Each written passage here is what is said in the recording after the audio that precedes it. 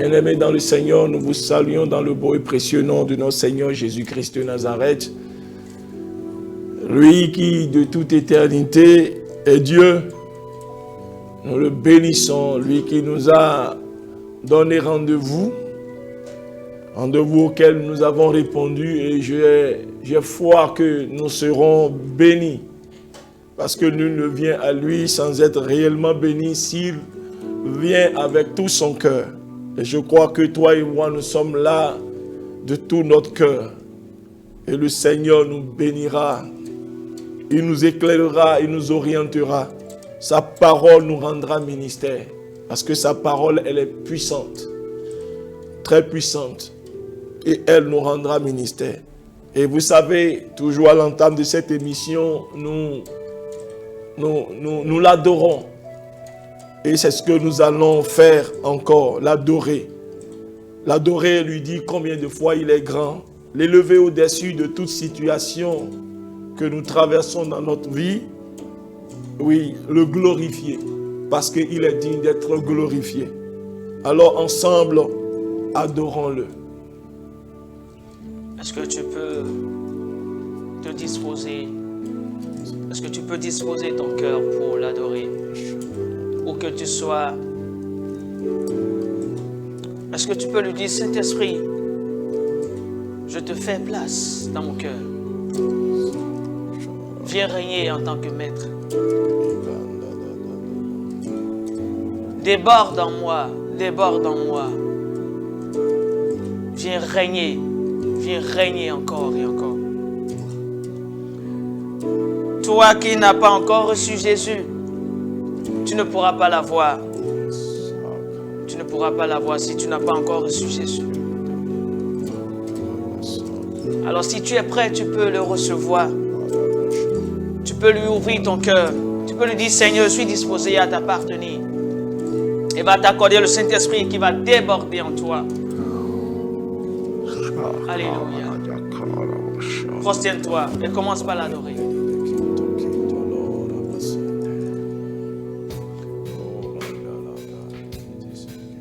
Tu es le Dieu de mon cœur, à jamais l'agneau immolé.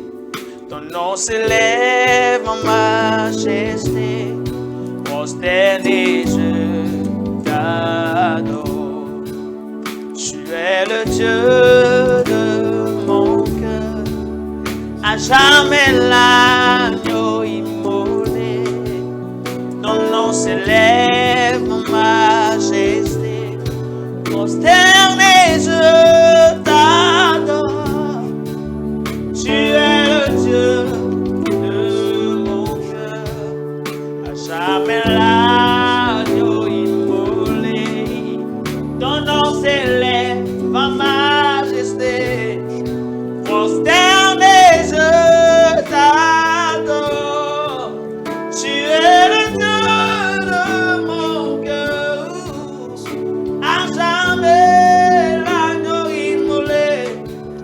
Ton nom s'élève en majesté, prosterné je t'adore.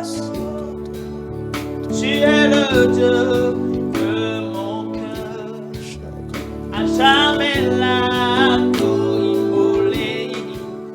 Ton nom s'élève en majesté, prosterné je t'adore. Me voici prosterné devant ta majesté, dans ton intimité, ta sainteté comme mon cœur. Me voici prosterné devant ta majesté, dans ton intimité, ta sainteté comme mon cœur. Oh, me voici prosterné devant ta majesté, dans ton intimité, ta sainteté comme mon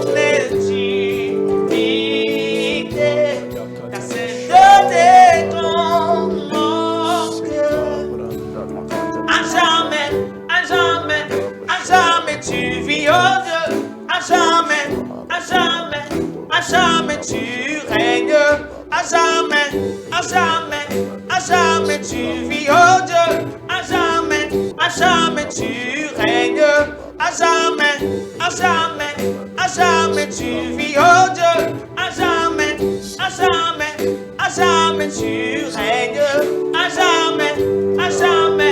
jamais tu vis, oh Dieu, à jamais tu règnes, à jamais tu vis, oh Dieu, à jamais, oh, me voici prosterné devant ta majesté,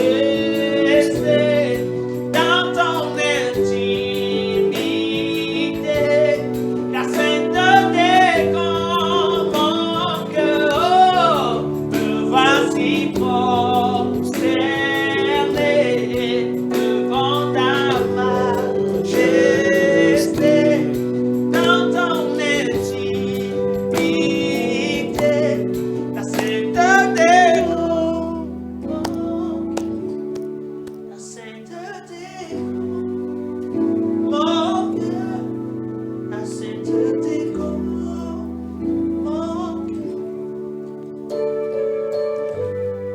Seigneur, nous te donnons gloire, gloire, honneur, honneur, majesté à ton nom.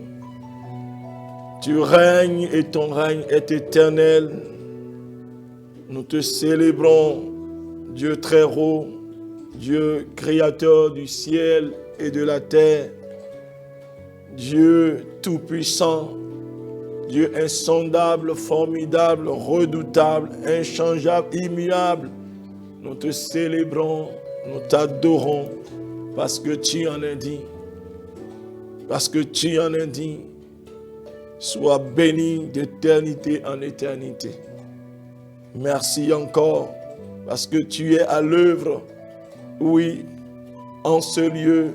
Tu es à l'œuvre dans toutes ces maisons. Tu es à l'œuvre, Seigneur, parmi les frères, parmi les sœurs.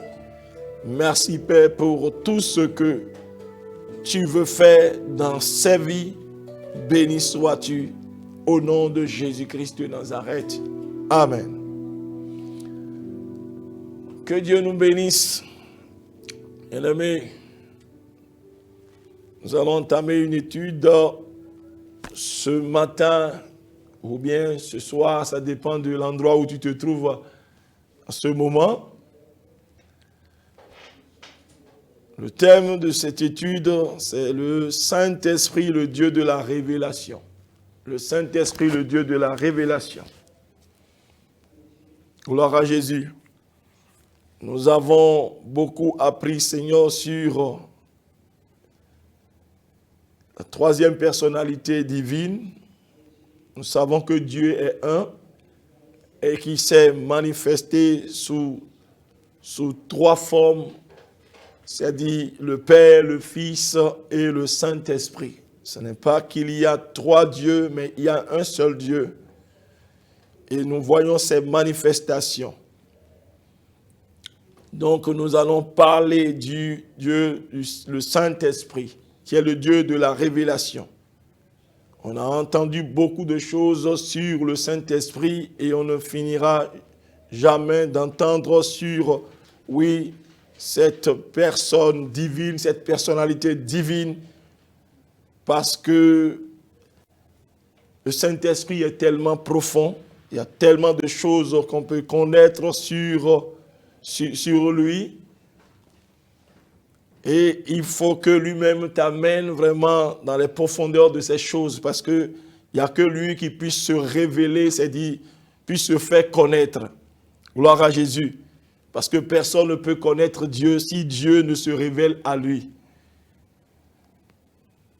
Nous parlons de lui, nous pensons à lui quand nous évoquons beaucoup de sujets, mais nous voulons aborder avec vous l'aspect révélation, le Saint-Esprit, le Dieu de la révélation.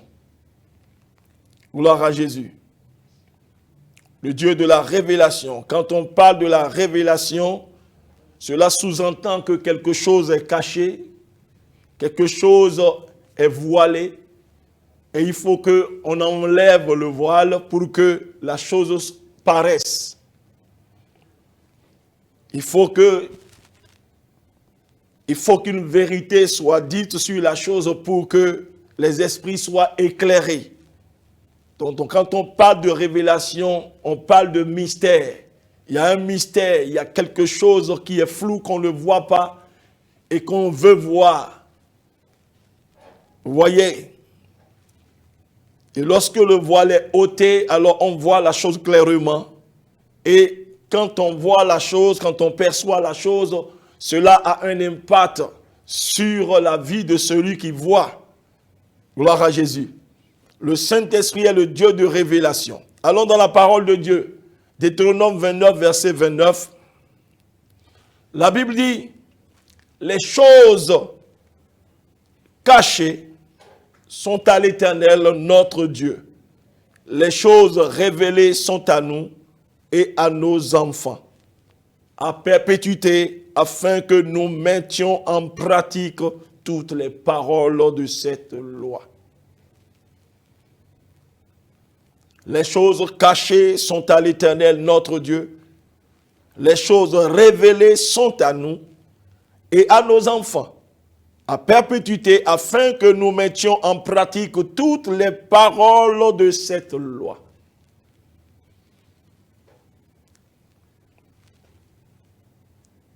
Cela veut dire que les choses là, qui sont cachées, demeurent cachées.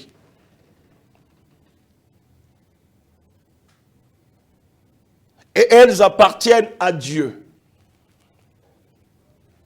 Ces choses-là nous concernent, bien sûr, mais elles sont cachées. Et aussi longtemps qu'elles ne sont pas révélées, alors elles demeurent cachées. Et il ne faut pas que ces choses soient cachées, parce que ces choses-là nous concernent. Il y a beaucoup de choses qui concernent notre vie. Vous voyez un peu, qui concernent vraiment notre existence, qui concernent vraiment notre destinée. Et il faut que ces choses, nous les connaissions pour notre épanouissement, pour notre bonheur, pour notre joie, pour pouvoir accomplir réellement notre séjour sur cette terre. Ces choses-là, nous avons besoin de les connaître, mais ces choses sont cachées en Dieu. Ces choses appartiennent à Dieu parce qu'elles sont cachées en lui. Et nous avons accès à ces choses par la révélation. Donc, sans la révélation, nous ne pouvons pas avoir accès à ces choses qui sont cachées en Dieu et qui nous concernent. Et lorsque nous les connaissons, alors nous marchons suivant ces choses, nous les pratiquons, et c'est de là que nous atteignons quand même de grands objectifs, de grands résultats dans nos vies. Et nous sommes épanouis. Mais ces choses sont cachées vraiment dans le Seigneur. Et Dieu pouvait dire à Jérémie, il dit dans Jérémie 33, 2 à 3. Il dit, ainsi parle l'Éternel qui fait ces choses, l'Éternel qui les conçoit et les exécute, lui dont le nom est l'Éternel. Invoque-moi et je te répondrai. Je t'annoncerai de grandes choses, des choses cachées que tu ne connais pas. Invoque-moi, je te répondrai. Je t'annoncerai de grandes choses, des choses cachées que tu ne connais pas. Ces choses ont été déjà conçues d'avance et qui sont en Dieu, qui sont cachées en Dieu. Et ces choses qui nous sont utiles, ces choses sont conçues pour notre bien-être, pour notre épanouissement, pour avoir une vie accomplie sur cette terre. Et ces choses-là sont en l'Éternel. Et Dieu est en train de dire à Jérémie, et à toi, à moi, de l'invoquer, et qui nous annoncera ces choses-là. C'est-à-dire, il nous transmettra ces choses. Il nous communiquera ces choses. Il nous donnera à ces choses-là qui existaient déjà, même avant que nous soyons nés sur cette terre. Ces choses existaient déjà. Dieu les avait déjà conçues et elles s'étaient en lui. Mais Dieu dit de l'invoquer, il nous annoncera ces choses, ces grandes choses-là, qui sont cachées, que nous ne connaissons pas. Nous avons besoin de connaître ces choses, bien-aimés. Et aussi longtemps que ces choses sont cachées, nous n'avons pas accès à cela. Et par conséquent, nous ne pouvons pas jouir de ces choses. Parce qu'il faut les connaître pour en jouir. Gloire à Jésus. Il faut les connaître pour en jouir.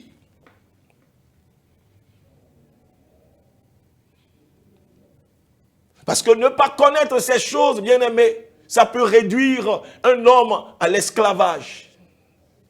Ne pas connaître vraiment ces choses, un homme bien-aimé, qui devrait être bien-aimé, hissé, qui devrait être élevé, peut continuer toujours à vivre dans la bassesse.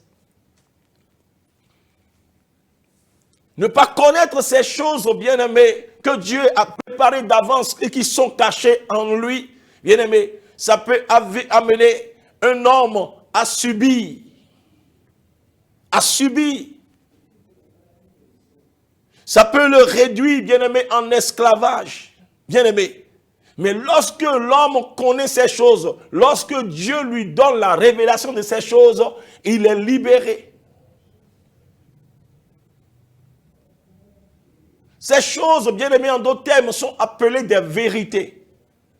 C'est pourquoi Jésus pouvait dire, vous connaîtrez la vérité et la vérité vous rendra libre. Donc aussi longtemps que vous n'avez pas accès à la vérité, bien-aimés, vous vivez comme des esclaves. Gloire à Jésus. Et Dieu dit à Jérémie et à toi et à moi de l'invoquer, il nous annoncera ces choses qui sont cachées. Que le Seigneur nous vienne en aide. Donc, bien-aimé, avant de posséder, avant d'avoir accès à ces choses-là, il y a la révélation qui doit intervenir d'abord. Avant de jouir de ces choses, la révélation doit intervenir. Avant de posséder ces choses, la révélation doit intervenir.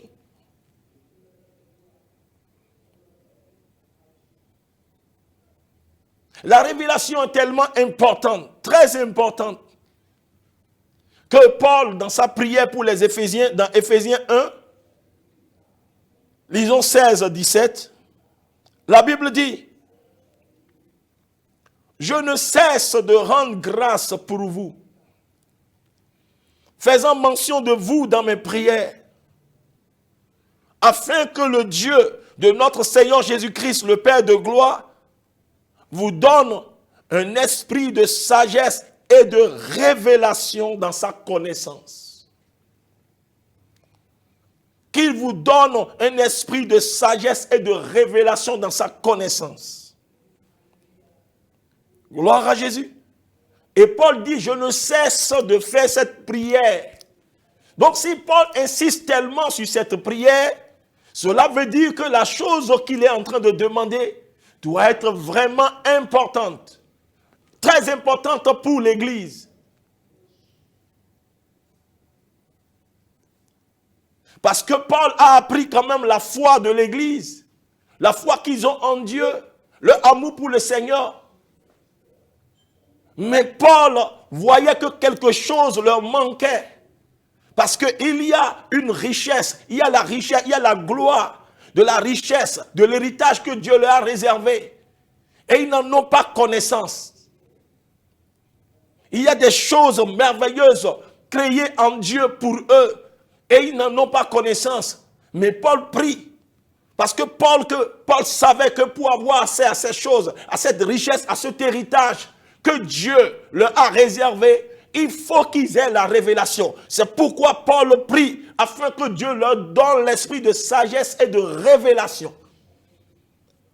Et pourquoi a-t-il accompagné? Oui, la révélation de sagesse. C'est très important parce que Il y a des gens qui ont eu accès à la révélation. Mais parce qu'ils ont manqué de sagesse, alors ils ont raté vraiment l'objectif vraiment de Dieu pour cette révélation, pour lui avoir donné cette révélation. Mais nous ne sommes pas en train de parler de l'esprit de sagesse. Nous mettons l'accent sur l'esprit de révélation. Donc, c'est par la révélation que nous pouvons avoir accès à ces choses qui sont en Dieu, qui sont cachées, qui ont été préparées pour nous, afin que nous puissions en jouir. Gloire à Jésus.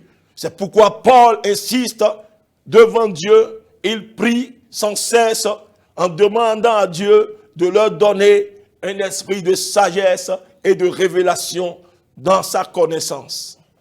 Gloire à Jésus. Parce que, bien-aimé, accomplir sa destinée, ce n'est pas avoir l'argent, ce n'est pas avoir la position, ce n'est pas avoir vraiment cette gloire. Non. Est-ce que vous comprenez? Je suis en train de citer un père dans le royaume. Il dit accomplir sa destinée, ce n'est pas avoir l'argent. Ce n'est pas avoir la position, ce n'est pas avoir la gloire. La gloire vraiment sur cette terre. Parce que vous pouvez vraiment avoir ces choses-là sans accomplir votre destinée. Vous pouvez avoir toutes ces choses, de belles maisons, de belles voitures. Vous pouvez avoir 4 avions et rater également votre destinée. Je suis en train de citer, paraphraser vraiment les paroles quand même d'un grand homme de Dieu, un père dans la foi. Alléluia. Mais accomplir la destinée, sa destinée, c'est quoi? C'est pratiquer les œuvres que Dieu a préparées d'avance pour nous. C'est pratiquer les œuvres que Dieu a d'avance préparées pour nous. Parce que tu peux vivre sur cette terre et accomplir des œuvres qui n'étaient pas préparées pour toi. Tu n'as jamais eu connaissance de ce que Dieu avait eu en pensée avant de t'envoyer. Tu n'as jamais connu son plan pour ta vie, mais tu as vécu pour toi-même. Il se pourrait que tu aies fait de grandes choses et que les hommes t'aient vraiment applaudi. Tu as compris. Mais tu n'as pas accompli vraiment ta destinée. Donc, accomplir sa destinée, c'est réellement trouver. C'est dire ces choses-là que Dieu a préparées pour toi, pour pouvoir les pratiquer. Ces œuvres-là qu'il a préparées pour toi que tu ne savais pas et que tu dois savoir pour pouvoir les pratiquer. Et c'est ça, accomplir sa destinée. Et ces choses sont en Dieu. Et il faut qu'il te les révèle. Parce que s'il ne te les révèle pas, tu ne les connaîtras pas. Nous pouvons lire ça dans Ephésiens 2, verset 10. Car nous sommes son ouvrage. Ephésiens 2, verset 10. Ayant été créés en Jésus-Christ pour de bonnes œuvres que Dieu a préparées d'avance afin que nous les pratiquions. Dieu les a préparées d'avance. Et ces œuvres étaient déjà en lui. Vous voyez un peu? Pour que nous puissions les pratiquer. Donc, il faut voir que le but, le seul but pour lequel Dieu nous a créés, est que nous pratiquions les œuvres, c'est-à-dire les choses que lui-même il a préparées d'avance pour que nous puissions les pratiquer. Nous puissions les pratiquer, ces choses-là. C'est ça le but pour lequel nous sommes créés. Et lorsque nous travaillons, nous vivons pour atteindre ce but, alors nous serons en train d'accomplir notre destinée. Nous ne nous sommes pas créés nous-mêmes, bien-aimés. Nous ne nous sommes pas créés nous-mêmes. Nous sommes créés pour un but. Gloire à Jésus. Donc, bien-aimés, ces choses-là que tu dois savoir, ces choses-là que tu dois savoir pour avoir une vie réussie, une vie de succès, une vie accomplie sont en Dieu. Et pour avoir ça, ce n'est pas le moyen de la révélation. Gloire à Jésus. Le Saint-Esprit, le Dieu de la révélation. Alors dans 1 Corinthiens 2, 1 Corinthiens 2, Et nous allons lire à partir du verset 9. La Bible dit, mais comme il est écrit, ce sont des choses que l'œil n'a point vues, que l'oreille n'a point entendues, et qui ne sont point montées au cœur de l'homme, des choses que Dieu a préparées pour ceux qui l'aiment. Dieu nous les a révélées par l'Esprit. Dieu nous les a révélées par l'Esprit, car l'Esprit sonde tout, même les profondeurs de Dieu. Lequel des hommes, en effet, connaît les choses de l'homme, si ce n'est l'Esprit de l'homme qui est en lui? De même, personne ne connaît les choses de Dieu, si ce n'est l'Esprit de Dieu. Nous arrêtons là d'abord, avant de continuer la lecture. Il dit, comme il est écrit, ce sont des choses que l'œil n'a point vues, que l'œil n'a point entendu, l'oreille n'a point entendu, qui ne sont point montées au cœur de l'homme, des choses que Dieu a préparées pour ceux qui l'aiment. Donc ces choses qui étaient cachées en Dieu, Dieu les a préparées pour ceux-là qui l'aiment. Et ces choses-là, qui nous les révèle? Sinon, qui nous révélera les secrets de Dieu?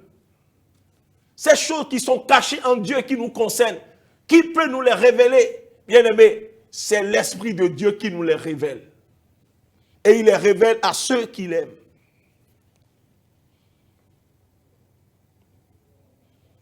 Dieu nous les a révélés par l'Esprit. C'est pourquoi nous disions tantôt que le Saint-Esprit est le Dieu de révélation. Car l'Esprit sonde tout. La Bible dit ici que quoi? C'est-à-dire, qui connaît l'homme? Qui connaît véritablement l'homme? C'est l'Esprit de l'homme, c'est l'Esprit qui est en lui. De même, personne ne connaît Dieu si ce n'est l'Esprit de Dieu. Donc c'est l'Esprit de Dieu qui est en Dieu, qui sonde Dieu, qui connaît Dieu. Donc les choses qui sont cachées en Dieu, il n'y a que l'Esprit de Dieu qui puisse nous les révéler. C'est lui qui peut ôter le voile afin que nous puissions voir clair ce que Dieu nous a réservé. C'est par lui que nous pouvons avoir accès à ces choses qui sont cachées. Et ces choses qui existent pour notre jouissance, pour notre épanouissement, pour notre accomplissement. Donc, bien-aimés, voulez-vous connaître ces choses qui sont cachées en Dieu? Vous avez besoin du Saint-Esprit. Ces choses qui vous concernent, ces choses qu'il a préparées d'avance pour que vous puissiez les pratiquer, bien-aimés, vous avez besoin du Saint-Esprit. C'est par lui que nous avons accès vraiment à ces choses cachées. Autrement dit, le Saint-Esprit est la voix de Dieu. Continuons la lecture dans 1 Corinthiens 2, verset 12. « Or, nous n'avons pas reçu l'esprit du monde, mais l'esprit qui vient de Dieu, afin que nous connaissions les choses que Dieu nous a données par sa grâce. » Et nous en parlons non avec des discours qu'enseigne la sagesse humaine, mais avec ceux qu'enseigne l'esprit, employant un langage spirituel pour les choses spirituelles. Verset 14. Mais l'homme animal ne reçoit pas les choses de l'Esprit de Dieu, car elles sont une folie pour lui, et il ne peut les connaître parce que c'est spirituellement qu'on en juge. L'homme spirituel, au contraire, juge de tout, et il n'est lui-même jugé par personne. Car qui a connu la pensée du Seigneur pour l'instruire? Or, nous avons la pensée de Christ. Remontons au verset 11. Lequel des hommes en effet connaît les choses de l'homme si ce n'est l'esprit de l'homme qui est en lui? De même personne ne connaît les choses de Dieu si ce n'est l'esprit de Dieu. Or, nous n'avons pas reçu l'esprit du monde, mais l'esprit qui vient de Dieu, afin que nous connaissions les choses que Dieu nous a données par sa grâce. Afin que nous connaissions les choses que Dieu nous a données par sa grâce. Donc, bien-aimés, Dieu nous a donné certaines choses par sa grâce. Et ces choses-là, ce n'est pas l'esprit que nous les connaissons. Et si l'Esprit ne nous révèle pas, nous n'avons pas accès à ces choses. Alors que nous en avons besoin vraiment pour avoir une vie épanouie, une vie réussie, pour pouvoir accomplir vraiment notre destinée. Le Saint-Esprit est le Dieu de la révélation. La révélation est tellement importante que lorsqu'on manque de révélation, bien aimé, on peut être détruit. Osée 4, verset 6 a dit que quand le peuple est sans révélation, ce peuple est détruit. Parce que la révélation vient comme une lumière qui vous éclaire, qui éclaire votre chemin. Une lumière qui vous conduit droit vers le but. Mais si vous n'avez pas la révélation, vous êtes comme sur un chemin, vous marchez sur un chemin, oui, obscur. Vous ne savez pas où vous mettez les pieds. Vous ne savez pas si le prochain pas serait vraiment sur la terre ferme ou bien dans un trou. Vous voyez. Mais la révélation vient pour vous orienter. La révélation vient pour vous libérer. La révélation vient pour vous conduire pleinement dans votre destinée. Est-ce que vous comprenez? Et celui-là qui s'en charge, bien aimé, c'est l'Esprit de Dieu. Parce que ces choses sont en Dieu. Et c'est lui qui sont Dieu et qui connaît ces choses. Et c'est lui qui nous les révèle. Afin que nous puissions jouir pleinement de la vie que le Seigneur nous a donnée. Donc, bien aimé, nous avons besoin du Saint-Esprit pour avoir la révélation. Il y a tellement de choses que Dieu veut révéler. Tellement de choses. Parce que nous nous posons beaucoup de questions. Malgré que nous soyons vraiment chrétiens, malgré que nous ayons donné notre vie à Jésus, il y a beaucoup de situations que les enfants de Dieu traversent, des questions qui se posent, bien aimé, sans avoir de réponse. Vous voyez, sans avoir de réponse. Nous citons beaucoup les promesses dans la Bible, les paroles. Mais très souvent, ces paroles n'ont pas d'impact sur notre vie parce que ces paroles, bien aimés, nous informent. C'est le Logos. Mais quand nous n'avons pas accès à la révélation vraiment de ces paroles, c'est-à-dire ce que cela sous-entend. Si le voile n'est pas ôté dessus cette parole, bien aimé, nous les lisons comme la lettre simple. C'est comme une information. Mais lorsque nous rentrons réellement dans la pensée de Dieu, derrière vraiment l'écriture, alors les yeux s'ouvrent et nous pouvons jouir, bien aimé, des bénéfices que cachent vraiment ces passages, ces promesses. Parce que le fait de citer, de bûcher les promesses, bien aimées, ça n'a pas grand impact sur notre vie.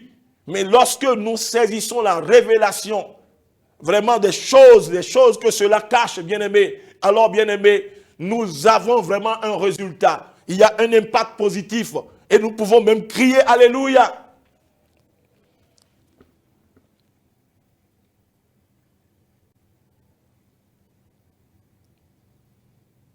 Vous voyez, Gédéon était voilé. Il était voilé. Il vivait vraiment une vie vraiment de miettes. Il était obligé, bien aimé, de battre son froment en cachette parce qu'il craignait que les Madianites viennent pour le lui prendre. C'était à cette vie que le peuple était réduit à l'époque. Et Gédéon aussi était réduit vraiment à cette vie misérable. Jusqu'au jour où l'ange lui est apparu et lui a adressé la parole, l'a désigné par vaillant héros. Bien-aimé, il était étonné que lui, un pauvre, un peureux comme ça, et qui vit cette vie misérable-là, il était étonné que l'ange l'appelle vaillant héros. Parce que vraiment, dans le royaume de Dieu, c'est le nom par lequel on le désigne. Mais c'était caché à ses yeux. C'était caché à ses yeux, bien-aimés. Il ne le savait pas. Il ne savait pas que lui, il était un vaillant héros. Il ne savait pas qu'il est un vaillant héros. Parce qu'il était voilé. C'est-à-dire, le diable lui a fait accepter vraiment un mensonge. Comme il en a fait, il a fait à beaucoup de gens. Ils se qualifient par ce que leurs yeux physiques voient. Ils n'ont aucune connaissance de ce que Dieu voit en les regardant. Vous voyez un peu? Parce qu'ils n'ont pas la révélation. Mais quand l'ange est venu et l'a appelé vaillant héros, bien aimé, il est vraiment étonné. Comment moi je peux être vaillant héros? Parce que la vaillance de Gédéon était cachée à ses propres yeux. Il ne pouvait pas voir. Mais l'ange est venu, oui, lui révéler qui il est véritablement. Est-ce que vous comprenez? Alors c'est de là que l'ange lui a dit, lui a révélé alors le réel problème de la vie du peuple et de sa propre vie. Et qu'est-ce que l'ange lui a dit? Non seulement il lui a communiqué son nom, c'est dit ce qu'il est réellement pour Dieu dans le lieu céleste, le nom par lequel on le désigne, sa qualification. Est-ce que vous voyez son qualificatif? L'ange lui dit également, voici le problème de la ville. Il y a quoi? Il y a un autel de Baal dans la maison de ton père. Il faut que tu ailles renverser cet autel. Donc vous voyez, donc son problème était avec lui, vivait avec lui, était dans la maison de son père, mais il ne savait pas parce qu'il était voilé. Et tout a commencé par là, bien-aimé. Sa vaillance, bien-aimé, a commencé par s'exprimer lorsque ses yeux, les écailles ont été ôtées et il a su d'abord ce qu'il est dans le règne spirituel devant Dieu, en Dieu. Et qu'il a découvert finalement maintenant ce qui était le véritable problème et qu'il est parti, bien-aimé, renversé, détruit, bien-aimé. Alors sa vaillance a commencé par s'exprimer. Bien-aimé, jusqu'à ce que, oui, jusqu'à ce que Dieu t'ouvre les yeux, alors tu es ignorant. Et aussi longtemps que tu es ignorant, tu seras loin de l'héritage que Dieu t'a réservé. Il y a des choses que Dieu a arrêtées. Il y a des œuvres que Dieu a préparées. Et ces œuvres-là, quand tu vas les découvrir et les pratiquer, tu rentreras pleinement dans la gloire et dans la victoire. Mais tu es voilé, tu es ignorant de ces œuvres. Et toi, qui es prédestiné à vivre vraiment en hauteur, alors tu es toujours dans la bassesse. Et qui peut te les révéler? Je dis, c'est le Saint-Esprit. C'est pas le Saint-Esprit que tu as accès à ces vérités-là qui peuvent te rendre libre. Gloire à Jésus. Et quand vous lisez votre Bible, vous allez voir que tous ces hommes qui ont vraiment réussi et qui sont parvenus réellement, cela n'a pas été sans révélation. Non, ça n'a pas été sans révélation, bien-aimé. Paul, dans sa prière pour les Éphésiens, nous avions lu le verset 17. Lisons le verset 18. Parce que dans le verset 17, il a dit, afin que le Dieu de notre Père, de notre Seigneur Jésus-Christ, le Père de gloire, vous donne un esprit de sagesse et de révélation dans sa connaissance. Au verset 18, il dit qu'il illumine les yeux de votre cœur pour que vous sachiez quelle est l'espérance qui s'attache à son appel, quelle est la richesse de la gloire de son héritage qu'il réserve aux saints. Il faut qu'il illumine les yeux de votre cœur. Il faut qu'il illumine les yeux de notre cœur. Il faut qu'il fasse briller sa lumière d'abord. Sans la lumière, vous n'avez pas accès à la connaissance. Il dit pour que vous sachiez. Donc il faut que la lumière vienne. Il faut que le projecteur divin vienne vraiment sur vous. Et alors, vous accédez maintenant à la connaissance. Quand la lumière vient et que votre cœur est éclairé, alors vous pouvez connaître la richesse de la gloire de l'héritage que Dieu vous a réservé. Joseph est entré dans ce que Dieu lui a promis parce qu'il a reçu la révélation. Parce qu'il a reçu la révélation. Parce que c'est par révélation que Dieu lui a montré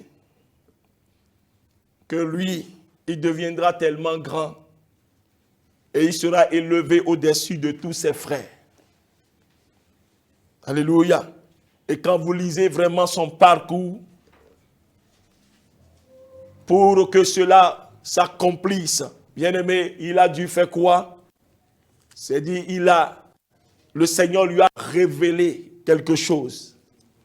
Le Seigneur lui a révélé le rêve et l'explication du rêve du Pharaon. Vous voyez? Et c'est ça qui l'a conduit, bien aimé, dans ce que Dieu lui a montré par les rêves. Gloire à Jésus. Donc Joseph est rentré pleinement, bien aimé, dans sa destinée par révélation. Et quand vous prenez Daniel également, les différentes promotions que Daniel a connues, bien aimé, cela s'est fait par révélation. Gloire à Jésus. Et aucun d'eux réellement n'a réussi vraiment sans la révélation. Et ce n'est pas toi et moi qui allons nous passer vraiment de la révélation. Nous avons besoin de la révélation. Et c'est l'Esprit de Dieu qui révèle les choses cachées. Ces choses cachées qui sont en Dieu. Et vous voyez, la révélation est tellement importante. Nous en jouissons et nos enfants en jouissent également. Parce qu'il a dit, les choses révélées sont pour nous et pour nos enfants à perpétuité. Gloire à Jésus.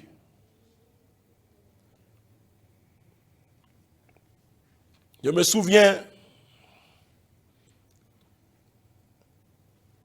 d'un homme de Dieu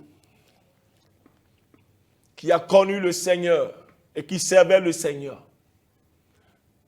Mais il sentait en lui-même qu'il n'était pas réellement épanoui. Il ne manquait de rien, il avait quand même le minimum. Il avait le minimum. Mais qu'est-ce qui s'est passé? Il se posait des questions, mais qu'est-ce qui se passe vraiment? Parce que je ne me vois pas là où je dois être. Donc il a cherché l'Éternel, il a cherché la face de l'Éternel. Il a pris 7 jours, selon l'inspiration qu'il a reçue, et il a cherché la face de l'Éternel. Et après 7 jours, ou bien à la fin du temps qu'il a pris devant le Seigneur, le Seigneur lui a ouvert les yeux, lui a donné quand même un songe. Et qu'est-ce qu'il voyait? Il voyait un grand arbre dans son village et il était attaché à ce arbre. Et son cordon ombilical, bien-aimé, n'était pas coupé, mais était tendu. Il ne voyait pas l'autre bout, mais devant lui, il y a une profonde obscurité. Jusqu'où cela est suspendu, il ne savait pas. Mais il voyait du noir devant et lui-même, il était attaché. Et c'est de là qu'il a entendu la voix que c'est ça le problème de ta vie. Et pourtant, il servait le Seigneur. Là, maintenant, quand il a reçu la révélation réellement de son problème, il s'est mis à prier. Il n'a plus prié maintenant de façon éparpillée, mais sa prière maintenant est ciblée. Sa prière maintenant, c'est de pouvoir couper.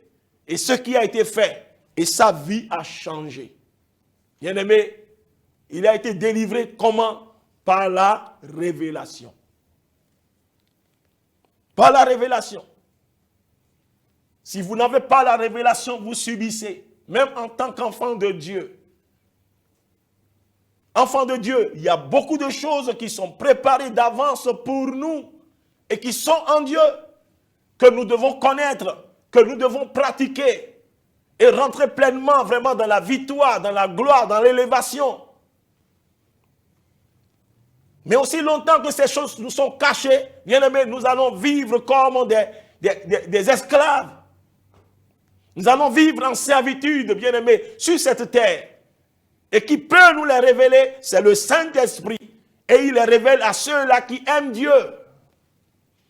Voilà une grande question. Est-ce que vous aimez Dieu? Le succès de David n'a pas été sans la révélation, parce que toutes les fois, cet homme est toujours en train de consulter le Seigneur. Il était toujours en train de consulter le Seigneur. Quand vous lisez 2 Samuel 21, verset 1, la Bible dit, mais du temps de David, il y eut une famine qui dura 3 ans. 2 Samuel 21, verset 1. Du temps de David, il y eut une famine qui dura 3 ans. David chercha la face de l'Éternel et l'Éternel dit, c'est à cause de Saül et de sa maison sanguinaire, c'est parce qu'il a fait périr les Gabaonites.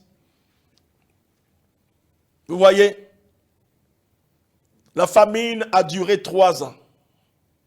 Certainement que dès les premiers mois de la famine ou bien la première année, David cherchait des solutions.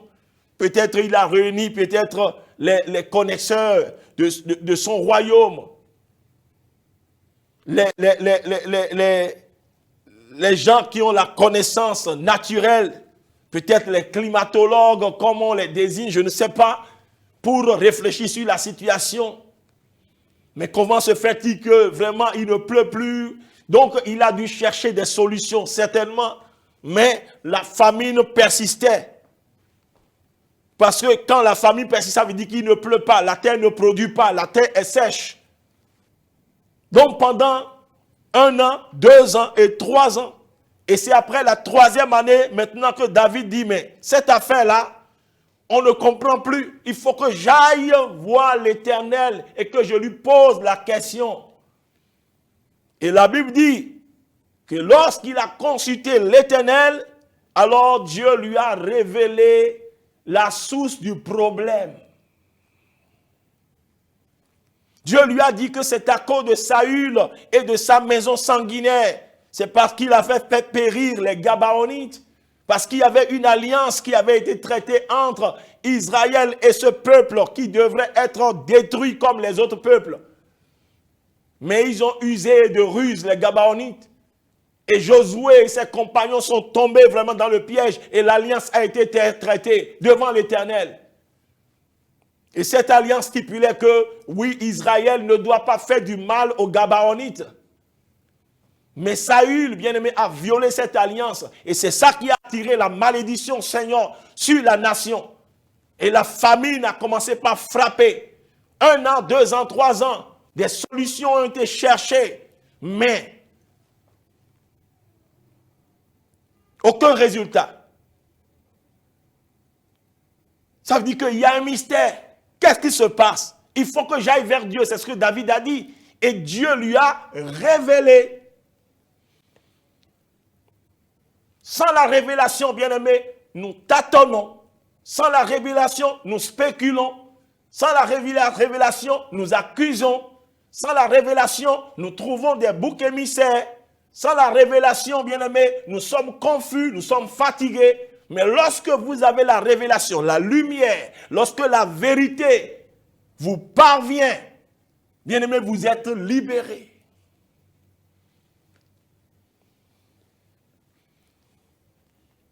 Josué également était dépositaire, bien-aimé, de grandes promesses.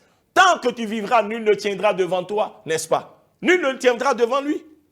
C'est ce que Dieu lui a dit. Tout lieu foulera la plante de tes pieds. Je vais te donner ça en héritage. Dieu lui a dit tout ça. Et il a entendu. Et voici maintenant, il est allé en guerre contre une petite ville qu'on appelait Haï. Et voici, ils ont pris la fuite, ils ont tourné le dos devant leurs ennemis. C'était vraiment la confusion. Mais il dit, mais comment cela peut-il arriver? Qu'est-ce qui s'est passé? Ce n'est pas ce que le Seigneur nous a dit. Ce n'est pas ce que le Seigneur m'a dit. Il a déchiré ses vêtements, il s'est couvert bien de la poussière, lui et les anciens. Ils se sont couchés devant l'Éternel pour savoir vraiment la cause. Parce que quelque chose est flou là. Et c'est pratiquement vers le soir que le Seigneur lui a parlé maintenant pour dire, mais pourquoi es-tu couché sur ta face comme ça? Lève-toi. Parce qu'il y a de l'interdit dans ton camp. Mais lui, il ne savait pas. Il ne savait pas qu'il y a de l'interdit vraiment dans le camp des Israélites. Et cet interdit-là a éloigné vraiment la présence de Dieu. Admettons qu'il ne cherche pas la face de Dieu et qu'il réunit, bien aimé, encore vraiment ses généraux de guerre pour élaborer un autre plan, pour attaquer Haï, bien aimé, ils vont encore capituler, échouer.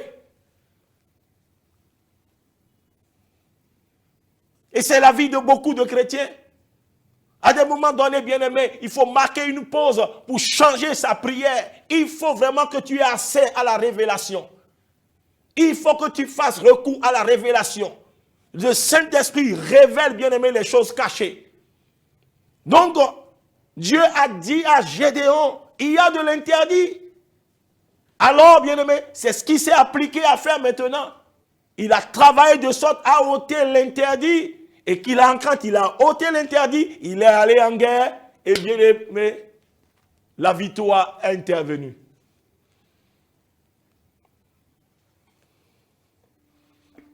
Nous avons besoin de la révélation. Et le Saint-Esprit est le Dieu de la révélation. Nous allons nous arrêter là et poursuivre. Parce que nous avons encore beaucoup de choses à dire à ce sujet. Il faut que tu invoques le Dieu de la révélation, le Saint-Esprit, qui connaît les choses que Dieu a cachées pour toi. Tu ne vis pas encore la vie que tu dois vivre, la vie que Dieu t'a réservée. Avant que tu ne viennes sur cette terre, tu ne vis pas encore cette vie. Mais tu as besoin de connaître ces choses que Dieu a préparées pour toi. Et c'est le Saint-Esprit qui peut te les révéler. Peut-être que tu demandes encore la puissance de Dieu pour guérir les malades, pour qu'on sache que non, vraiment, Dieu est avec toi. Bien-aimé, tu peux avoir la puissance et guérir les malades, c'est bon. Pour faire tant de miracles, c'est bon. Et que des choses vraiment pour ton épanouissement te soient cachées. Là, tu as besoin du Saint-Esprit, l'Esprit de la révélation, le Dieu de la révélation. Comme l'homme de Dieu dont je parlais tout à l'heure, il servait Dieu bien, et puis des choses se passaient, des gens sont guéris. Mais lui-même, il a des soucis, il a des problèmes. Quand il a fait recours au Dieu de la révélation, il a accès réellement à son problème, il a réglé et sa propre vie a commencé par s'épanouir. Tu as besoin du Dieu de la révélation et c'est le Saint-Esprit.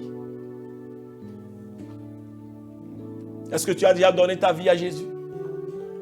Parce que l'Esprit de Dieu dont nous parlons, il veut bien venir habiter en toi, afin de te conduire, afin de te diriger, afin de t'éclairer. Mais il ne le fera pas sans Jésus. Si Jésus ne fait pas d'abord son passage en toi, si tu n'acceptes pas Jésus, parce que c'est Jésus et par son sang qui doit nettoyer le domicile où le Saint-Esprit veut venir habiter. Ton cœur, ton esprit doit être nettoyé. Et c'est le sang de Jésus qui peut nettoyer, parce que le péché a souillé cette maison. Et c'est pourquoi Jésus est venu, il est mort à la croix pour ça. Il a donné sa vie en rançon pour nos péchés, à cause de nos péchés. Tu vois, non? Donc tu as besoin de Jésus, tu as besoin de donner ta vie à Jésus. Est-ce que tu veux l'accepter? Alors dis cette prière avec moi. Seigneur Jésus, je viens à toi. Je reconnais que je suis pécheur. J'ai besoin de toi. C'est à cause de mes péchés que tu es mort à la croix. Ton sang a coulé. Ce sang qui nous a lavés. Seigneur Jésus, pardonne-moi. Par ton sang, lave-moi. Lave mon esprit, mon âme et mon corps de tout péché, de toute iniquité. Seigneur Jésus, viens habiter en moi par ton Esprit Saint. Seigneur Jésus, sauve-moi. Et je crois que tu m'as sauvé. Merci au nom de Jésus. Si tu as fait cette prière de tout ton cœur, laisse-moi te dire qu'il y a quelque chose qui s'est produit en toi que tu ne réalises pas encore. Tu es sauvé. Mais je vais te recommander maintenant de trouver une église évangélique où tu peux recevoir la parole de Dieu pour pouvoir grandir. Grandir spirituellement, pour comprendre le Saint-Esprit et savoir comment il conduit, comment il te révélera les choses dont tu as besoin pour ton épanouissement. Laisse-moi prier pour toi. Père, je veux te dire merci pour tous ces gens, ces hommes et ces femmes qui ont écouté ta parole. Tu nous as enseigné sur l'Esprit, le Dieu de la révélation. Père, tous ces hommes et ces femmes ont besoin de connaître quelque chose, Père, concernant leur vie, pour jouir de la liberté, de la délivrance, pour jouir, Seigneur, de l'élévation, de la gloire à laquelle tu les as prédestinés. Père, je te prie, Seigneur, d'ôter les écailles, de les conduire dans la révélation de ces choses qui leur sont cachées. Seigneur, amène-les, Seigneur, dans la connaissance de ces choses. Saint-Esprit, visite-les. Saint-Esprit, éclaire-les, ôte les écailles. Ouvre leurs yeux afin qu'ils découvrent, oh Dieu, ce qui est préparé d'avance, Seigneur, pour leur victoire. Ces sagesses que tu as cachées pour leur gloire leur soient révélées. Saint-Esprit, agit dans leur vie au nom de Jésus-Christ de Nazareth. Conduis quelqu'un à la solution de son problème de santé. Conduis quelqu'un à la solution, bien-aimé, de son problème de foyer, de son problème de commerce, le problème qu'il a et qui le fatigue tant, Seigneur. Accorde-lui la révélation de cela au nom de Jésus-Christ de Nazareth. Père, je te dis merci parce que c'est fait. Au nom de Jésus-Christ de Nazareth, nous avons prié. Que Dieu te bénisse et à la fois prochaine.